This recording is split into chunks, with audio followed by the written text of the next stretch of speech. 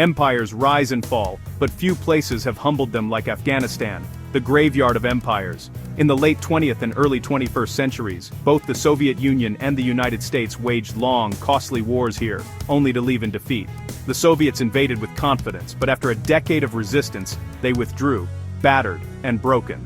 The US entered after 9/11, seeking justice but found itself trapped in a two-decade conflict ending in chaos.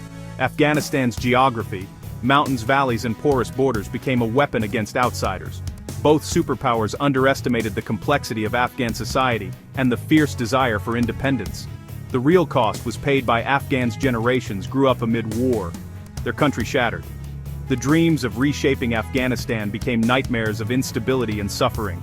This is a cautionary tale about the limits of military power and the dangers of foreign intervention.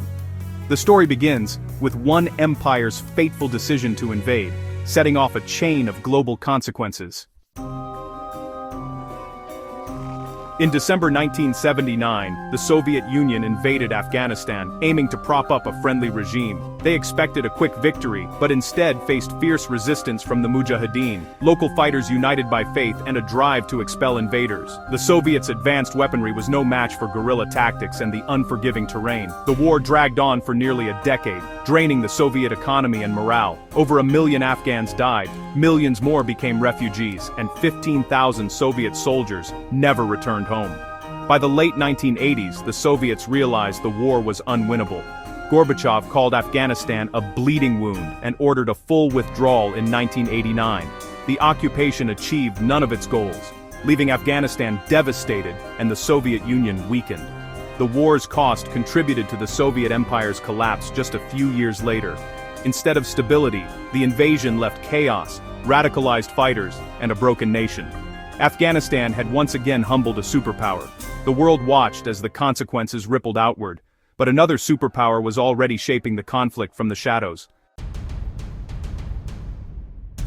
While the Soviets fought openly, the United States waged a covert war, Operation Cyclone, arming and funding the Mujahideen through the CIA.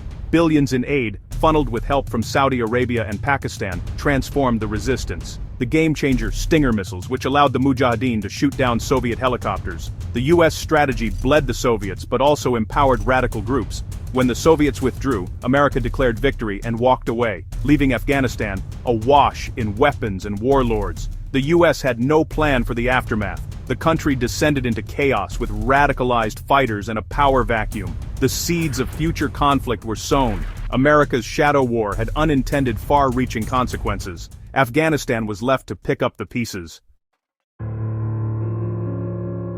The Soviet withdrawal didn't bring peace, it unleashed civil war. Mujahideen factions, once united, turned on each other, carving up Afghanistan into warlord fiefdoms. Kabul became a battlefield. Ordinary Afghans suffered even more. Infrastructure collapsed, and lawlessness reigned.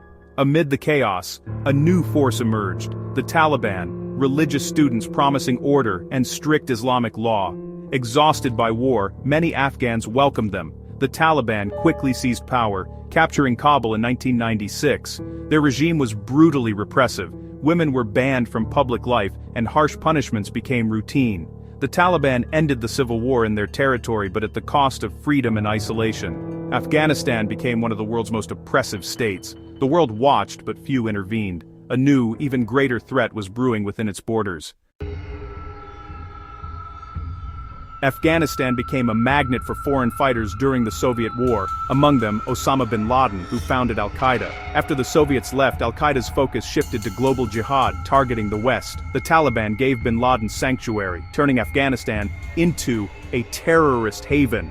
From here, al-Qaeda launched attacks on US embassies and the USS Cole. The world's attention sharpened after September 11, 2001, when al-Qaeda operatives, trained in Afghanistan, struck the US, killing nearly 3,000 people. The US demanded the Taliban hand over bin Laden. They refused. America invaded, toppling the Taliban in weeks. But the mission expanded from counterterrorism to nation-building. The US found itself mired in the same trap as the Soviets, an occupying power in a fractured land. The war dragged on, with no easy exit. Afghanistan's cycle of conflict continued. The graveyard of empires claimed another victim. the world was left to reckon with the fallout.